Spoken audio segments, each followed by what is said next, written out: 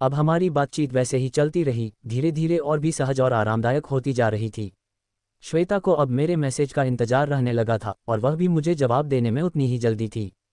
यह महसूस कर रहा था कि शायद अब वह मुझे थोड़ा और समझने लगी थी और हमारी दोस्ती में एक नई गर्माहट आ रही थी। वह अब मेरी छोटी छोटी बातें भी पसंद करने लगी थी और मैं भी उसके साथ बहुत सहज महसूस करने लगा था। हमारी बातचीत के दौरान हल्के फुल्के मजाक और कभी कभी गहरे सवालों ने हमें एक दूसरे के और करीब ला दिया था। जैसे जैसे हमारी दोस्ती बढ़ी, हमारी बातचीत भी कुछ और गहरी और व्यक्तिगत होती गई। देर रात तक हम एक दूसरे से बातें करते रहते और कभी कभी हल्के फुल्के मजाक के साथ साथ कुछ ऐसी बातें भी होती जो और ज़्यादा व्यक्तिगत थीं। ये बदलाव धीरे धीरे आ रहा था और दोनों के बीच एक अजीब सी खिंचाव भी महसूस हो रही थी। लेकिन मुझे ये समझ में आ रहा था कि शायद अब हमें अपने रिश्ते की दिशा पर थोड़ा ध्यान देना होगा। क्या ये दोस्ती सही दिशा में बढ़ रही है या फिर हम दोनों एक सीमा पार कर रहे हैं? क्या हम दोनों इसके बाद के लिए तैयार हैं या हमें इसे धीमे धीमे ही आगे बढ़ाना चाहिए? एक दिन मेरे दोस्त ने मुझे दिल्ली बुलाया अपनी पत्नी से मिलने के लिए। मुझे लगा कि यह एक अच्छा मौका हो सकता है और इसी बहाने श्वेता से भी मिल सकता था। मैंने श्वेता को बताया कि मैं दिल्ली जा रहा हूं और यह सुनकर वह भी खुश हो गई। उसने मुझे लिखा, वाह, तो फिर हम भी मिल सकते हैं, बहुत अच्छा रहेगा। उसका संदेश पढ़कर मुझे लगा कि वह भी इस मुलाकात के लिए उत्साहित है। अब मुझे ये तय करना था कि इस मुलाकात का क्या उद्देश्य होगा। क्या हम सिर्फ दोस्ती ही बनाए रखेंगे या फिर कुछ और हो सकता है? दिल्ली जाने का विचार अब और दिलचस्प हो गया था क्योंकि मुझे लग रहा था कि इस मुलाकात से हमारे रिश्ते में कुछ नया मोड़ आ सकता था। क्या तुम्हें लगता है कि मुझे श्वेता से इस मुलाकात के दौरान अपनी भावनाओं को थोड़ा और स्पष्ट करना चाहिए या फिर इसे वैसे ही दोस्ती तक ही रहने देना चाहिए? जब मैं दिल्ली में था तो मैंने पूरे दिन अपने दोस्त के साथ बिताया। हम लोग बहुत सारी बातें करते रहे लेकिन मेरा मन कहीं ना कहीं श्वेता से मिलने के लिए ही दौड़ रहा था। फिर मैंने श्वेता से मिलने का प्लान बनाया। हम दोनों ने तय किया कि हम मॉल में मिलेंगे और फिर साथ में मूवी देखने और थोड़ी देर घूमेंगे। मैंने श्वेता को मैसेज किया, क्या तुम तैयार हो मॉल में मिलने के लिए? मूवी और घूमने का प्लान बनाते हैं। उसका जवाब बहुत जल्दी आया, बिल्कुल। मैं भी इंतजार कर रही थी। हम दोनों के लिए ये अच्छा रहेगा। अब मैं तैयार था लेकिन मेरे मन में कुछ हलचल सी थी। यह मुलाकात हमारे रिश्ते के लिए एक नया कदम हो सकता था। क्या हम इसे सिर्फ दोस्ती तक रखेंगे या फिर कुछ और बढ़ सकता है? मैं मॉल में खड़ा होकर श्वेता का इंतजार कर रहा था और दिल में एक हलचल सी हो रही थी। वह शायद कुछ देर में आ रही होगी और मेरे मन में बस यही ख्याल था कि वह कैसी लगेगी। अचानक मैंने देखा कि एक कैब से वह उतर रही थी। मेरी नज़रें उसकी तरफ चली गईं। वह दूर से ही दिख रही थी और उसकी मुस्कान और अंदाज ने दिल में एक अजीब सी खुशी भर दी। वह धीरे धीरे मॉल की ओर बढ़ रही थी और मुझे ऐसा लगा जैसे सब कुछ धीमा हो गया हो, सिर्फ वह और मैं थे। उसकी आंखों में एक खास चमक थी, जैसे वह भी इस मुलाकात को लेकर उत्साहित थी। मैं थोड़ी देर तक खड़ा उसे देखता रहा, फिर धीरे धीरे उसकी तरफ बढ़ा। जब वह मेरे पास पहुंची तो उसकी मुस्कान और बातों ने सारे संकोच को दूर कर दिया। वह मेरे पास आए और बिना किसी झिझक के मुझे गले लगा लिया। मॉल में बहुत सारे लोग थे लेकिन उसे जैसे इस पल में किसी और की परवाह नहीं थी। उसके इस अचानक गले लगने से एक अजीब सा एहसास हुआ, जैसे हम दोनों के बीच दुनिया की सारी बातें चुप हो गई हों। वह पल सिर्फ हमारे लिए था। जैसे ही उसने मुझसे अलग होते हुए मेरा हाथ पकड़ा तो मुझे ऐसा महसूस हुआ जैसे वह मुझे पूरी तरह से अपनाना चाहती है।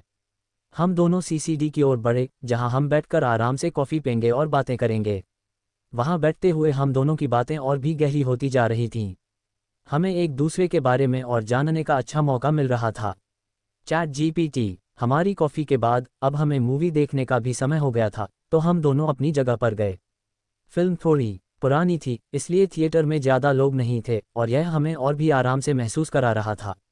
हम दोनों ने आखिरी सीट पर बैठने का फैसला किया और धीरे धीरे एक दूसरे के पास आ गए। मूवी शुरू हो गई लेकिन हम दोनों की बातों का सिलसिला अब भी जारी था।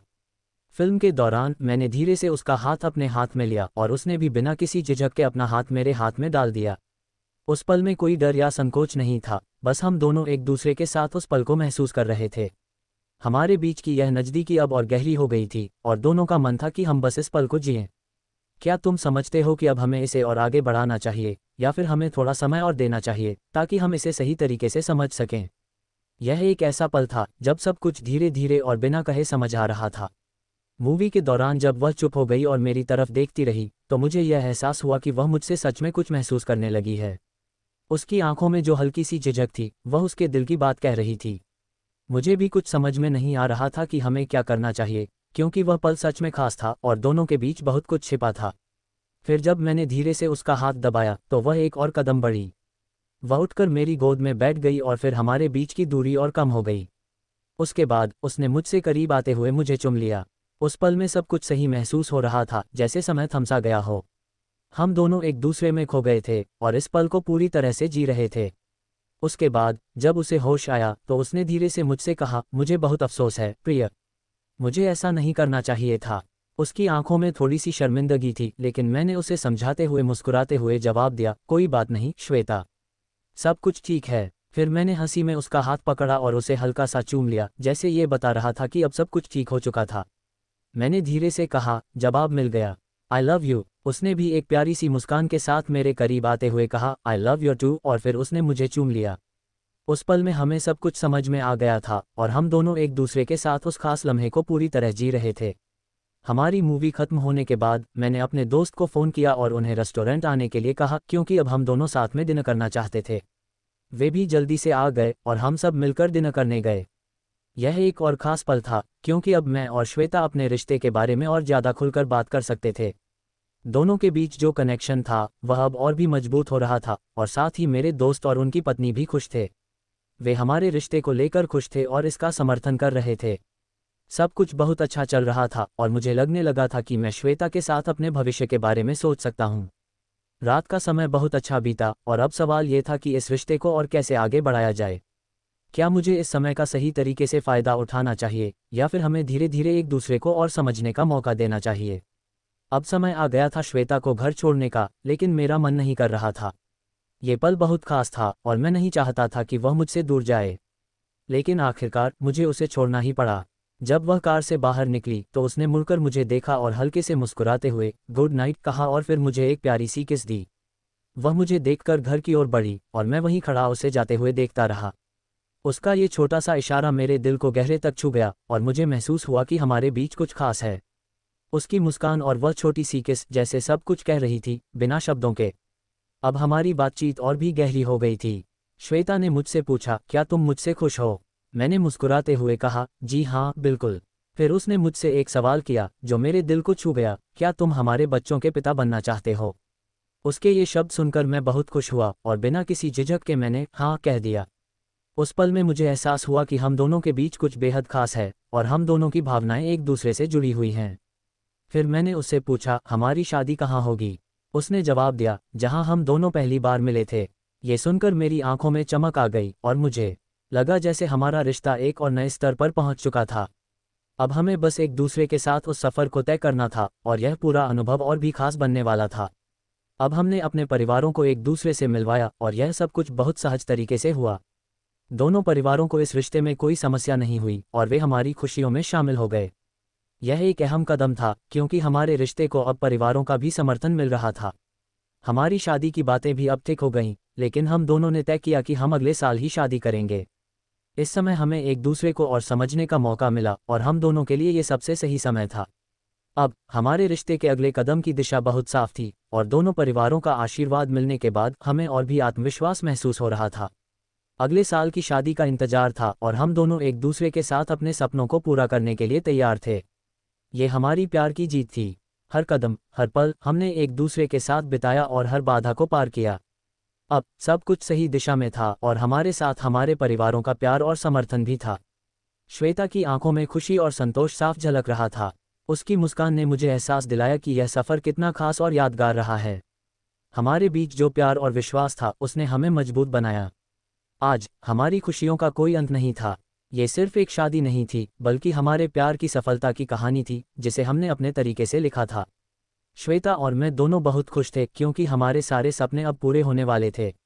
अब हमारा रिश्ता और भी गहरा और मजबूत हो चुका था। श्वेता अब अक्सर मेरे पास आकर 10 दिन तक मेरे साथ रहती और इन दिनों ने हमें और करीब ला दिया था। रातें हमारे लिए खास होती थीं, जब हम एक दूसरे से अपने प्यार का इजहार करते। अब हमारे बीच कोई दूरी नहीं बची थी, न भावनात्मक न शारीरिक। हर पल, हर बात और हर छुओं ने हमारे रिश्ते को और भी सुंदर बना दिया।